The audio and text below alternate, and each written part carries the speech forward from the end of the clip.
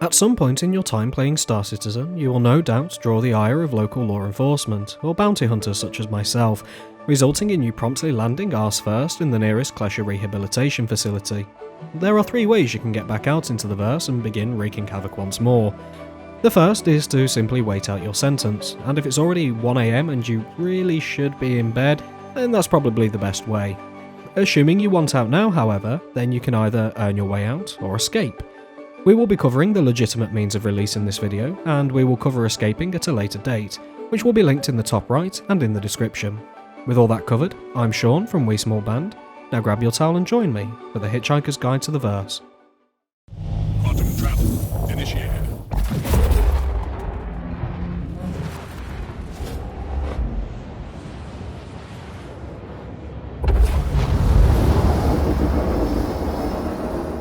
Upon waking in prison, you will find yourself in a small hab pod, with all of your equipment seized and replaced with a rather fetching yellow environment suit and a grey cat multi-tool. I need to mention a caveat here. At the time of recording, if you are sent to prison with both a pistol and a utility item equipped, then there is a chance that the multi-tool won't spawn or it will be broken. I will cover how to rectify this shortly. Proceed out of your pod and make your way to the central area.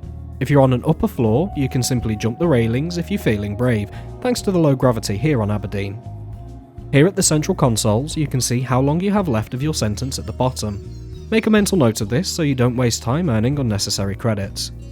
Now you want to identify the mines. Look around the room and you will see that each hab area is marked with a number ranging from 1 to 4. You're looking for 2 or 3 with the mines being set between them. Make your way down the corridor and head left to the commissary. If you're missing the multi-tool altogether, then it's here that you can obtain one. Keep in mind, however, that this requires credits, so you need to wait for a repair mission to appear before you can grab one. Once ready, make sure your helmet is equipped. Trust me, I've made that mistake more than once. And proceed into the mines.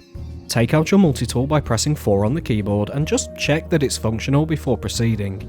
If pressing 4 doesn't equip your multi-tool, simply look down, hold F, look at the multi-tool and select equip. If the multi-tool isn't on your leg, then open the Moby glass, simply unequip it and move it to another utility slot. That will fix this bug. There are 3 cave complexes to choose from and they're all roughly equivalent, so take your fancy. Cave 1 in my experience does tend to have the most players in, however, so do keep that in mind, with Cave 3 being the worst terrain. Proceed through to the cave of your choice, and if you have more than about an hour's time to serve, proceed through to the deeper sections. You can identify the next section by these markers shown on screen.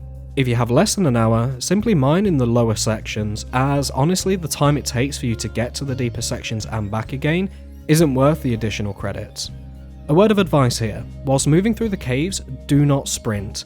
Due to the rough terrain and low gravity, sprinting will almost certainly see you catapulted into the ceiling before you get ragdolled into a weird hole that you can't get back out of.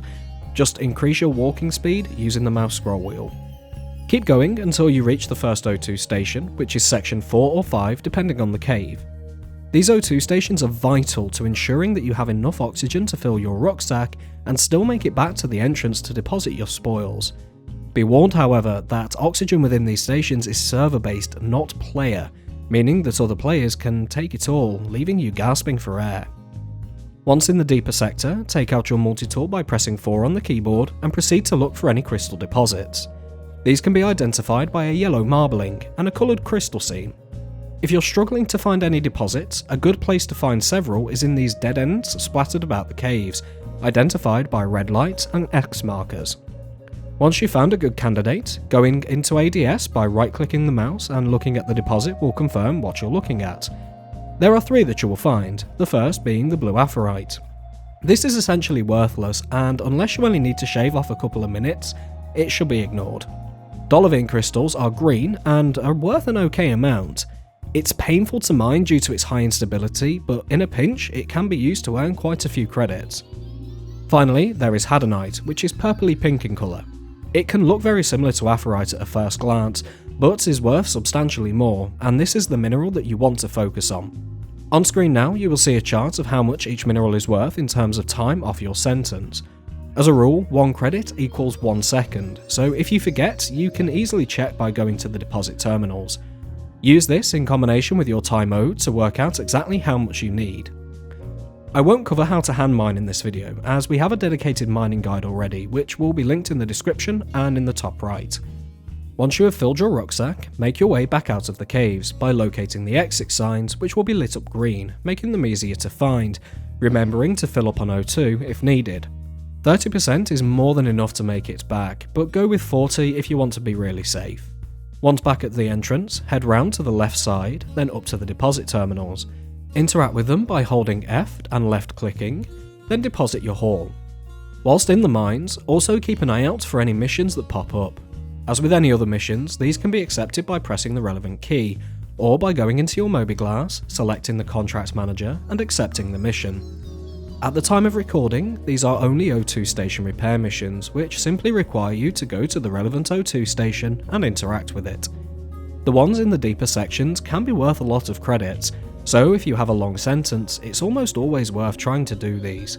Keep in mind, however, that multiple people can accept the same mission, so it is a race against each other. Once you have enough credits, you will hear a tannoy announcement informing you that your sentence is complete. Congratulations, you're now reformed into an honest member of society who would never do anything to make me shoot you again. Would you? Make your way to the central area, then head for the inmate processing, situated between Habs 4 and 1. Simply call the elevator and head for the surface, after which you should respawn in Everest Harbour over Hurston, with all of your equipment returned to you. And that covers everything. Leave any thoughts and questions down below. As already stated, we will be covering escaping in a future video, as well as how to wipe away your dirty deeds, but is there anything else you'd like to see covered? And with that, we thank you for watching, and we'll catch y'all next time.